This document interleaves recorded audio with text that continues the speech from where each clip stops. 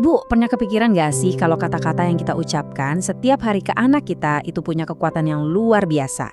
Yuk kita bahas bareng-bareng gimana obrolan sehari-hari kita itu bisa jadi fondasi buat dunia batin mereka selamanya. Nah, ada satu kutipan yang menurut saya dalam banget. Katanya gini, cara ibu berbicara pada anak hari ini, itu bisa menjadi suara di dalam kepala mereka seumur hidupnya. Ini bukan cuma kata-kata mutiara ya, ini beneran sebuah kebenaran psikologis tentang gimana mental seorang anak itu dibangun dari awal. Terus gimana sih sebenarnya proses terbentuknya suara ini? Tenang, ini bukan sulap kok. Ini adalah sebuah proses alami yang udah dimulai dari saat anak kita masih kecil banget. Coba kita bongkar sama-sama prosesnya. Kita semua kan punya yang namanya dialog batin. Ya itu loh, suara di dalam kepala kita yang suka kita ajak ngobrol, yang nuntun kita mikir. Nah, yang menariknya, anak kecil tuh ternyata belum punya ini. Pikiran mereka itu ibarat sebuah ruangan yang masih kosong, sunyi, dan nungguin suara pertama buat mengisi kekosongan itu. Dan tebak, suara pertama yang mengisi ruangan itu? Ya, suara ibu, suara orang tuanya.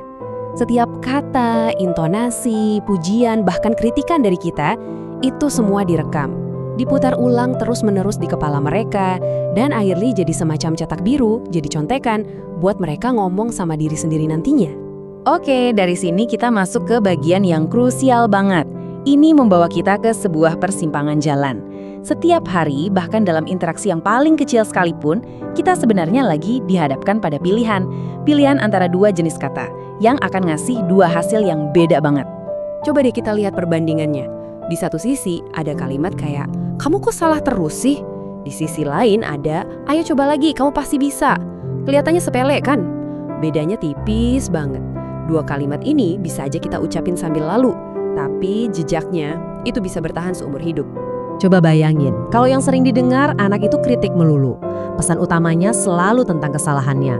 Lama-lama, suara di dalam kepalanya ya jadi suara yang penuh keraguan. Suara yang terus-terusan bisikin, aku emang gak cukup baik, atau, pasti gagal lagi deh. Tapi kalau sebaliknya, kalau yang ditanamkan itu dukungan dan semangat, yang tumbuh ya keyakinan. Suara di kepalanya itu bahkan jadi cheerleader pribadinya dia, yang selalu bilang, aku bisa lakuin ini. Atau gak apa-apa salah, kan lagi belajar. Nah, inilah pondasi kepercayaan diri yang kokoh itu.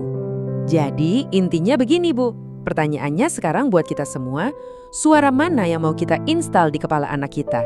Suara kritikus yang galak atau suara sahabat yang selalu mendukung? Pilihan itu ada di tangan kita setiap hari. Oke, kita lanjut ya. Pilihan ini tuh dampaknya bukan cuma buat sekarang aja. Ini adalah tentang gimana kita ngasih bekal kekuatan buat mereka di masa depan. Dampak ibu itu abadi.